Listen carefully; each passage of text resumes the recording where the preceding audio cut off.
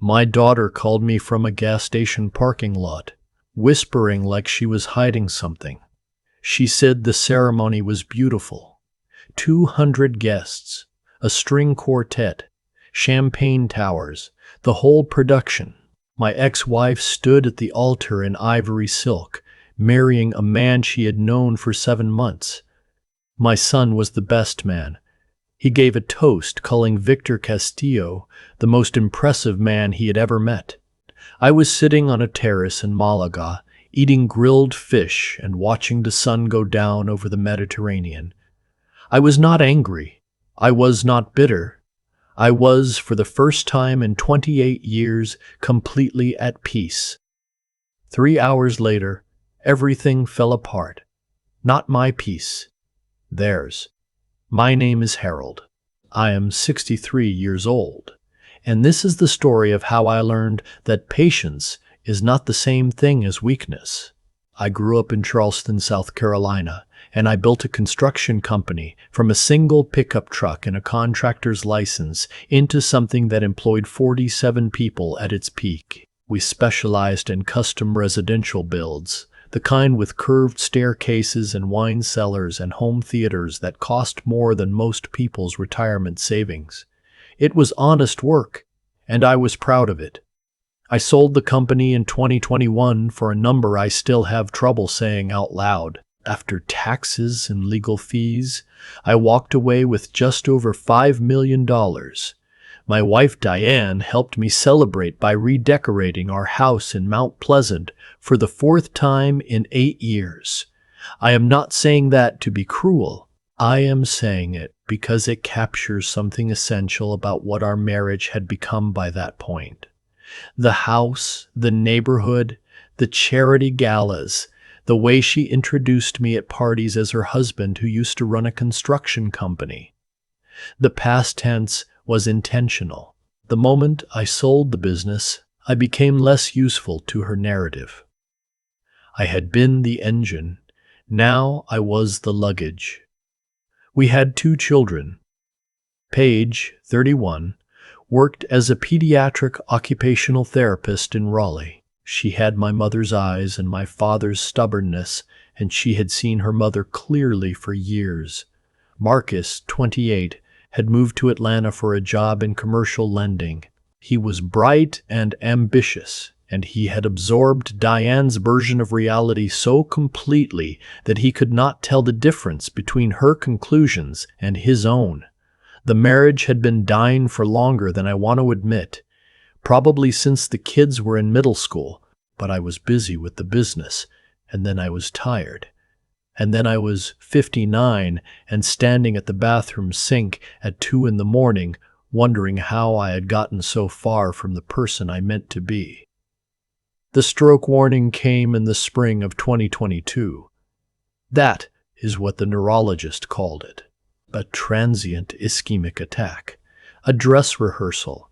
I was at a job site for a renovation project I had taken on in retirement because I needed something to do with my hands. I felt a strange numbness crawling up my left side, and then the right side of my vision went gray, and then I sat down on a concrete floor and did not get up until a foreman named Curtis called 911.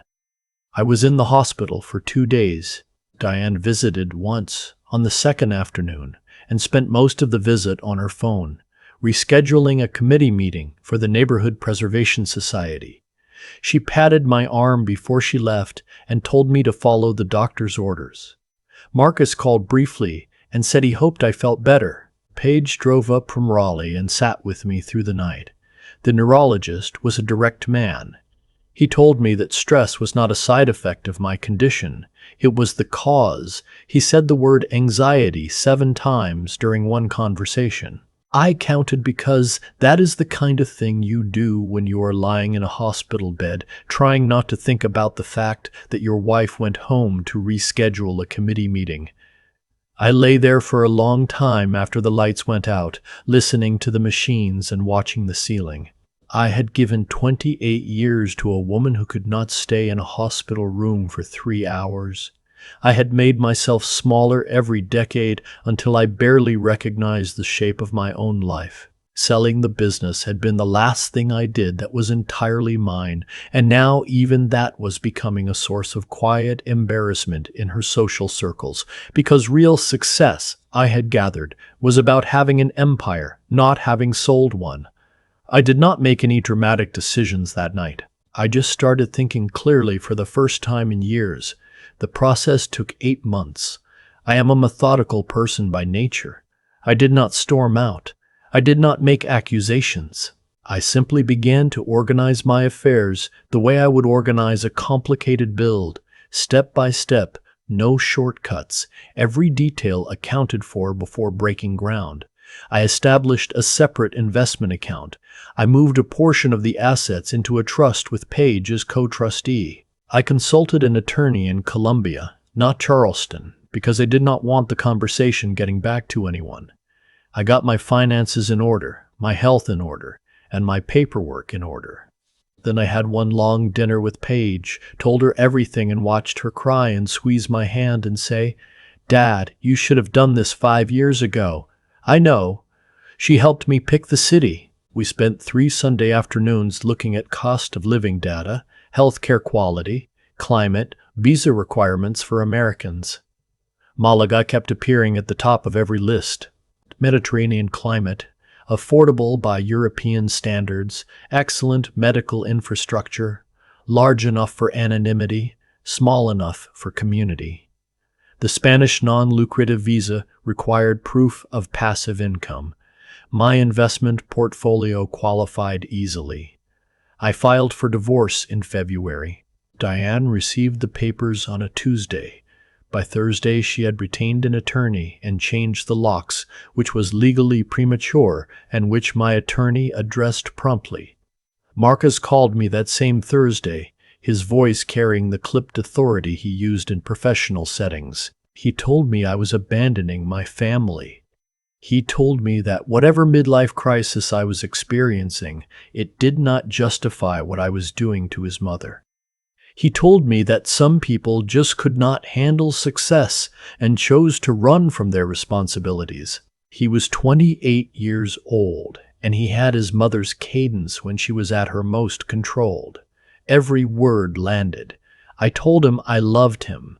I told him I was not running. I told him that some decisions look like abandonment from the outside and look like survival from the inside. He hung up. Paige called 20 minutes later. I told her the same thing. She said, "I know, Dad." She said, "Give Marcus time." I left on a Thursday morning in March. 2 suitcases, a carry-on, and a backpack with my laptop and my medications. I had arranged a furnished apartment in the Soho district of Malaga, 3 blocks from the old city center, with a small balcony that looked out over the rooftops toward the sea. The flight had 2 connections. I watched the Carolina coastline disappear beneath the clouds and felt something unknot in my chest that I did not have a name for yet. The first months were disorienting in the best possible way. I did not know enough Spanish to eavesdrop on conversations, which meant the city was peaceful, in a way no American city had ever been for me. I walked everywhere. I learned the coffee order first, then the bread, then the market vendors' names. A retired teacher named Esteban became my Spanish tutor, 2 mornings a week at a cafe near the cathedral. He was patient with my pronunciation and ruthless with my grammar, which I respected. My blood pressure dropped 20 points in the first 6 weeks. My neurologist in Charleston had to adjust my medication downward twice. I bought a second-hand bicycle. I started cooking, actually cooking, which I had not done since Marcus was in elementary school. I slept without waking up at 3 in the morning with my jaw clenched. Paige called every Sunday. We talked about her patients, her apartment, a man she was seeing named David, who seemed, based on her voice when she mentioned him, to be genuinely good to her. I told her about the bicycle, and the language lessons and the octopus dish I had finally learned to make without destroying it. She laughed and said I sounded different. I asked how. She said, lighter. Marcus did not call. I sent him a message on his birthday in June. He responded with a thumbs up emoji.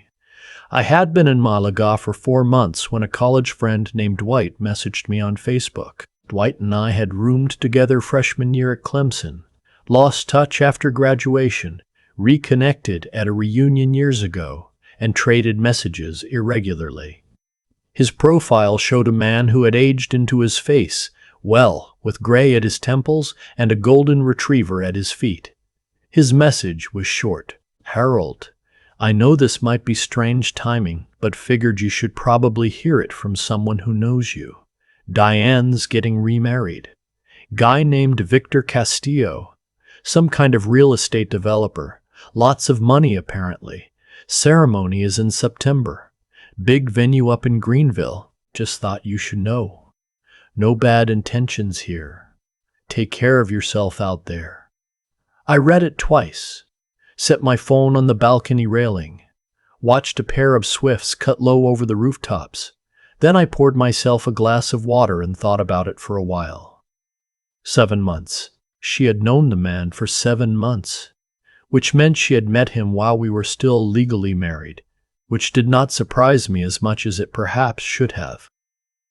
The thing I noticed, sitting on that balcony in the evening light, was that I felt nothing that resembled grief or jealousy. What I felt was something closer to curiosity, and underneath that curiosity was something sharper. Marcus was going to be involved in this wedding. I could feel it the way you can feel a storm moving in off the water before the clouds have fully formed. I opened Victor Castillo's Instagram, public profile. 41,000 followers. The grid was exactly what you would expect.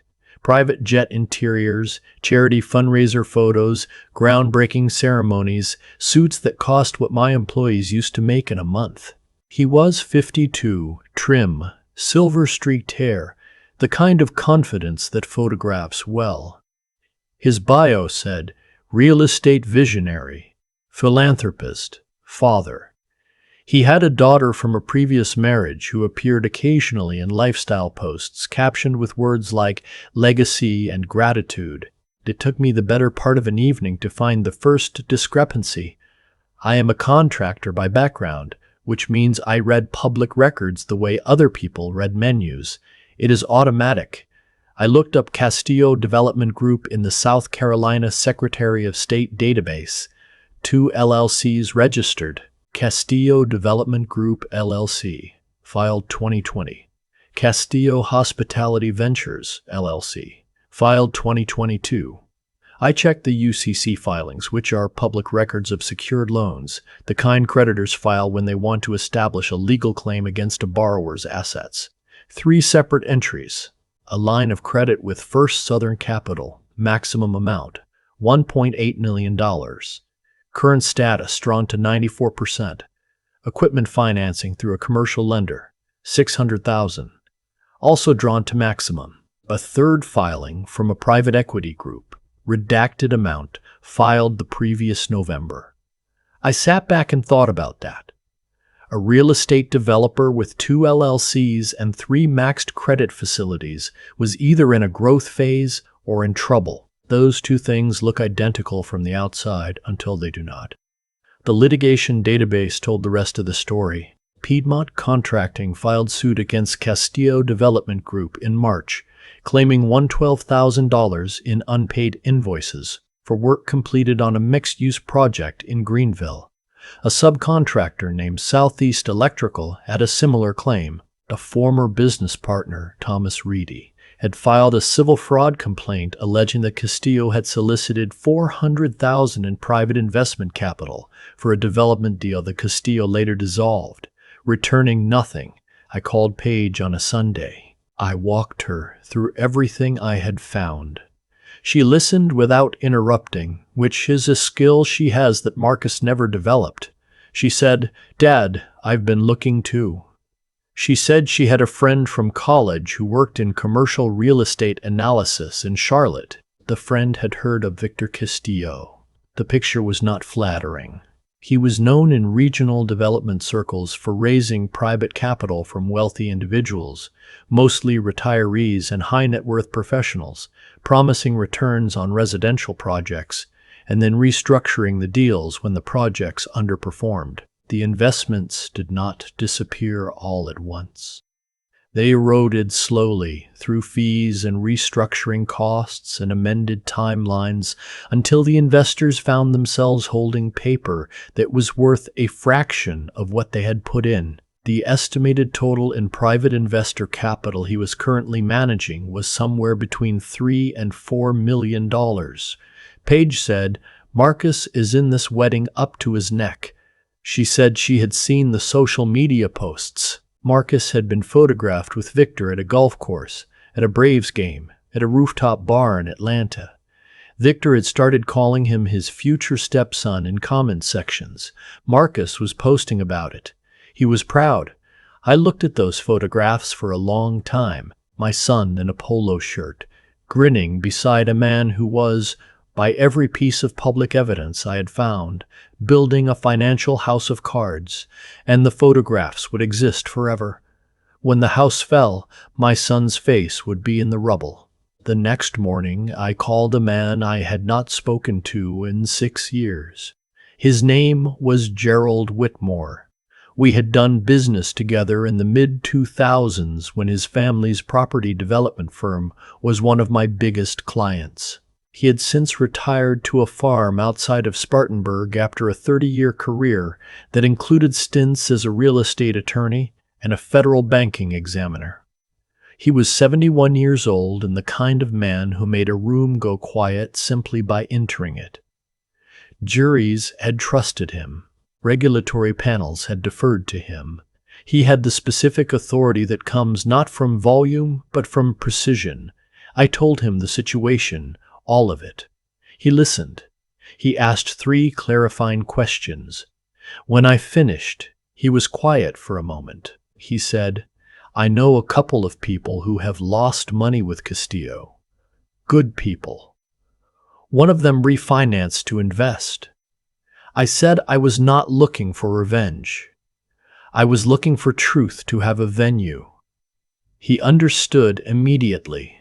He said he had a contact, a woman named Patricia Shaw, who ran event logistics for large private events in the upstate. He said he could arrange to attend as a family friend with a standing invitation to offer brief remarks.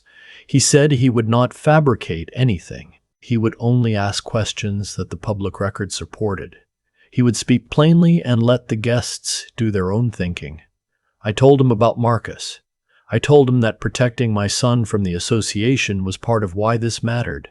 He said, "I understand." He said, "I've seen this play out before. The longer you wait, the worse the damage." We talked for 2 hours. I sent him the documentation, the UCC filings, the litigation records, the investment disclosures I had found through public business registration databases. He asked for a week to prepare. 3 days before the wedding, Marcus called me for the first time since the divorce papers were filed. His voice had the controlled quality he used when he wanted to seem unbothered. He said, "Dad, I know you know about the wedding." He said he wanted me to hear from him that he was going to stand up there with his mother because she deserved to be happy and because Victor Castillo was a man worth admiring. He said Victor had offered to introduce him to investment partners. He said Victor was someone who actually built things instead of selling out and disappearing. The last part was pointed. I let it land. I said, "Marcus, I hear you. I want to tell you one thing." He waited. I said, "You're good at your job because you know how to read a deal. You know the difference between a pitch and a proof. Don't turn that off just because the person making the pitch is going to be family." He said, "I don't need a lecture from someone who gave up." I said I understood. I told him I loved him. He said goodbye and ended the call. I stood on my balcony and watched the city below me. A woman was hanging laundry from a window across the narrow street. A cat was sleeping on a ledge. The harbor was a distant stripe of silver light. I stayed out there until it was full dark and the street lamps had come on. Paige messaged me later. Did he call? I said yes. She said, he'll understand eventually. I said, I know. The morning of the wedding, I woke up at my usual time, swam laps at the municipal 3 streets over, and had breakfast at the cafe where Esteban and I did our lessons. I told him I was expecting a significant day. He nodded the way Spaniards nod when they want to convey that they understand more than you said. I walked home along the waterfront and watched the fishing boats and thought about my son standing at an altar beside a man I had spent 3 weeks documenting. Paige's messages started arriving in the early afternoon, which was still morning in South Carolina. 4:12 p.m. her time. I'm here. The venue is a renovated mill, honestly beautiful. Diane looks composed. Victor is working the room like a professional. Marcus is in a gray suit and he looks good, Dad. He really does. 5:47 p.m. Ceremony starting. String quartet. About 180 guests. Very polished. Gerald arrived earlier with Patricia's staff credentials. He introduced himself to 2 guests near the back as an old friend of the family from the banking days. Nobody questioned it. 6:30 p.m. Ceremony finished. Cocktail hour now. Gerald has positioned himself well. He's talked to the wedding planner, offered to say a few words during toasts as a friend of the family. She agreed. Marcus gave me a look when he saw me but didn't come over. 7:15 p.m. Dinner. Marcus toasting now. My phone was warm in my hand and I was sitting in the near dark of my apartment. The balcony doors open, the sounds of the city coming up from below. Paige sent me a voice message instead of a text. She was speaking quietly, from somewhere with background noise. She said, Dad, Marcus just finished. He said Victor represents everything he aspires to be. He said Victor showed him what real success looks like. He said Mom finally has someone who matches her level. People applauded. Victor looked satisfied. Mom cried. It was a good toast. It was a really good toast. It was a really good toast. I wish it wasn't. And then Gerald stood up. She stopped recording and sent me a video instead. I watched it 3 times. Gerald Whitmore was 71 years old, and he walked to that microphone the way he had walked into courtrooms for 3 decades. He wore a dark navy suit. He took his time settling at the stand. He smiled at the room, a genuine smile, the kind that puts people at ease before you've said a word. He said, Good evening, everyone. My name is Gerald Whitmore, and I've spent 40 years in real estate finance and federal banking oversight. Tonight, I want to offer a toast that I believe these 2 people genuinely deserve. He said, Victor, I have followed your career with great interest, 3 development projects in under 4 years. That is an impressive pace. As someone who spent decades examining how rapid expansion gets financed, I find myself curious about the mechanics. His voice was conversational, almost warm. He said, The public record shows your credit facilities are drawn to their limits. 3 separate secured lenders, a civil fraud complaint from a former partner, 2 contractor suits for unpaid work, and private investors, I believe somewhere in the range of 15 to 20 individuals who have trusted you with funds totaling several $1,000,000. He paused. The room had gone completely still. He said, These are not secrets. These are public records.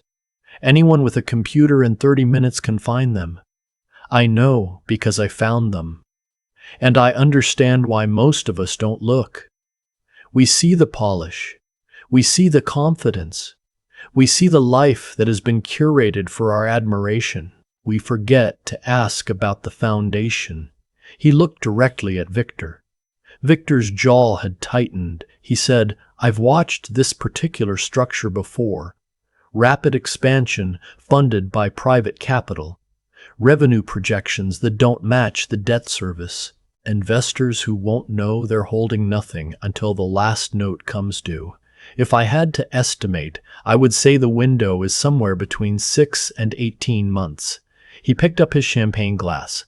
He said, "So here is my toast. To Diane, who deserves a partner who is exactly what he appears to be. To Victor, whose confidence has clearly never met a question it couldn't charm its way past. May your future be as solid as the foundations you build on." And to everyone in this room who invested their trust or their savings in this occasion, please look it up. Tonight, before you go to sleep, the documents are there. He raised his glass. He drank. He sat down. The room made a sound I do not have a word for. Not quite silence and not quite noise. The sound of 180 people recalibrating at the same time. Phones appeared. Victor stood up and said something sharp to Patricia, the wedding planner. Diane stood frozen with a look on her face I had never seen before. Not anger, not grief. Something more like the expression of a person who has just heard a sound inside a wall and is not sure yet what is living there. Marcus, according to what Paige described to me afterward, stood very still with his champagne glass raised and then slowly lowered it and sat back down. She said he looked like a man trying to understand the instructions after he had already assembled the furniture. My phone rang at 11:42 p.m. Malaga time. It was Diane. I sat with the phone in my hand and listened to it ring. I had not spoken to her since the divorce was finalized. I watched her name on the screen for 4 long rings. Then I answered. Her voice was not what I expected. I had braced for fury. What I heard instead was a kind of disbelief that had not yet figured out what to do with itself. She said, "You arranged this." I said, "Diane, I'm in Spain. It's almost midnight." She said, "Don't do that. Don't be calm at me right now." I said, "I'm not sure what you think I can help you with tonight." She said his name. She said the people were asking questions. She said her phone had been ringing and she didn't know what to say to anyone. She said Marcus was not speaking to her or to Victor, and she had been locked in a bathroom for 20 minutes. I said, "I think you need to talk to an attorney. Not a wedding planner, not a family friend, a real estate attorney, and possibly a criminal defense attorney." She said, "Why?" I said, "Because Gerald Whitmore was not saying those things to be dramatic. And if Victor used marital funds or co-signed anything in your name, you are going to need someone in your corner very soon." Long silence. She said, "I didn't know about any of it. I want you to know that." I said, "I believe you." She said, "Then why?" She stopped. Started again. "Why didn't you just tell me? Why all of this?" I said, "Diane, I tried to tell you things for 28 years. That is not a criticism. It is just a pattern I recognized." Another silence. Somewhere behind her, I could hear voices and what sounded like a door closing. She said, "Is your life actually good out there?" I said, "Yes." She said, "Good." She paused again. "Okay." She hung up. I poured a glass of water and sat on the balcony until the city quieted down around me. The harbor lights made long reflections on the black water below. I thought about Marcus standing there with his glass raised, and I felt something complicated and entirely unfamiliar. It was not satisfaction. It was closer to the feeling of setting down something very heavy and realizing how long you had been carrying it. Marcus called 5 days later.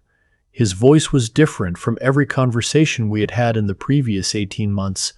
The professional control was gone. He sounded like my son. He said, "Dad." He said, "I need you to know that I looked everything up. Gerald was right about all of it. The SEC is looking at Victor now.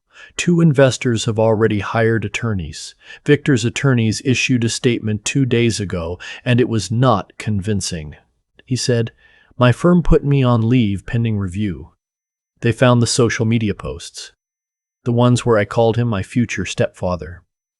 My supervising partner asked me if I had performed any due diligence before associating publicly with the subject of a financial fraud inquiry. He was quiet for a moment. He said, "I told him no. I told him I should have, but I didn't." I said, "Marcus." He said, "You tried to tell me. On the phone before the wedding. You said to keep doing what I do at work. Check the foundation. I thought you were just being bitter." I said, "I wasn't." He said, "I know." He said, "I'm sorry, Dad. I'm sorry for a lot of things, not just this." I said, "I know, son." We talked for 2 hours. He asked about Malaga. I told him about the bicycle and Esteban and the fish market and the way the light hit the cathedral in the early morning. He asked about my health. I told him it was the best it had been in a decade. He asked if he could come visit. I said, "The door is always open."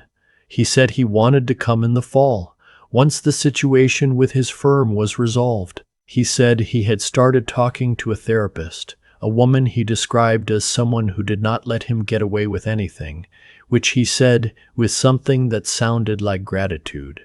He said he had realized that he spent his whole life trying to be the kind of success his mother admired, and that he had never once asked whether that was the kind of man he actually wanted to be.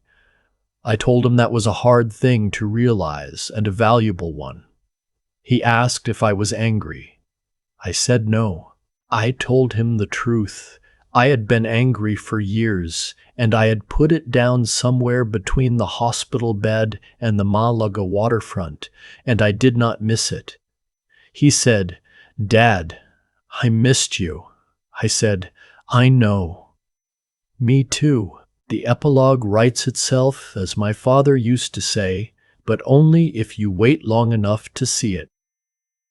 Victor Castillo was indicted on 14 federal counts 8 months after the wedding: wire fraud, investment fraud, and money laundering.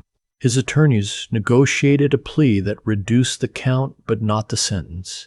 He is currently serving 9 years in a federal correctional facility in North Carolina. His assets were liquidated.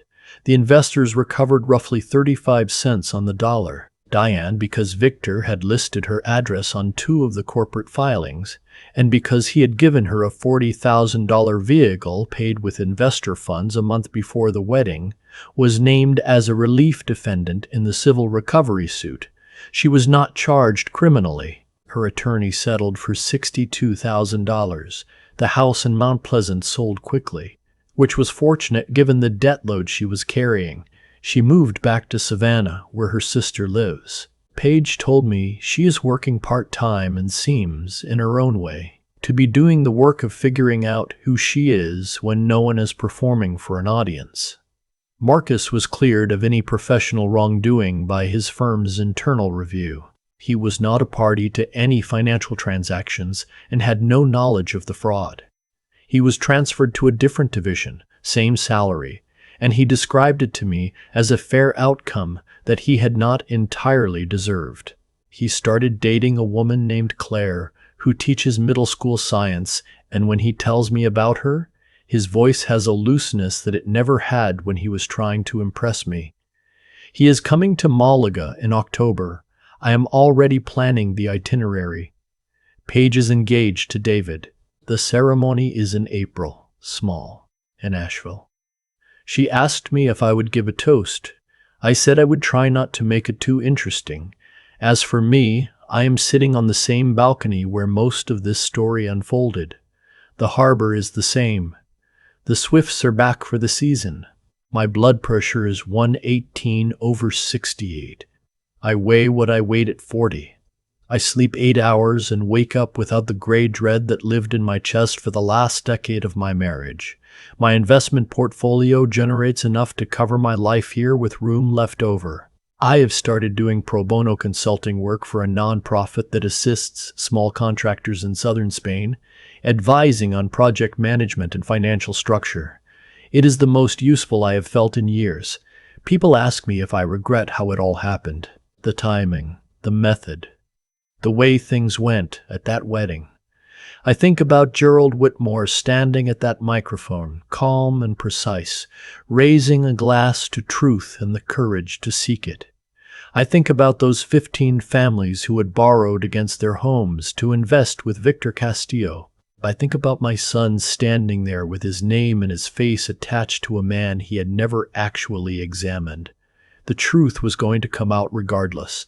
Gerald simply made sure it came out before anyone else lost anything they could not recover. I did not plan for the ending I got. I planned for the truth to have a voice in a room full of people who had stopped asking questions. Everything after that was just consequence, finding its level. There is something I want to say before I finish, and I am going to say it plainly because I have spent too many years not saying things plainly. If you are sitting somewhere right now, recognizing yourself in the early parts of this story, the quiet nights, the shrinking, the sense that your own life is being curated by someone else's vision of success, I want you to hear this. You do not have to wait for a medical event to give yourself permission to leave. You do not have to wait until the situation is dramatic enough to justify the decision. The decision is justified the moment you understand that you are disappearing in a life that should feel like yours. And when you do leave, verify everything before you build again. The foundation always tells the truth. The presentation does not. This applies to business partners, to marriages, to anyone who asks for your trust before they have earned it. Public records do not flatter anyone. Neither does time. God gives us the ability to discern. That is not cynicism. That is a gift. Use it. Check the foundation, and then build something that belongs to you. Thank you for being here with us today. I read every comment you leave, and every one of them matters more than you know. I am Uncle Leonard, and I will see you in the next story.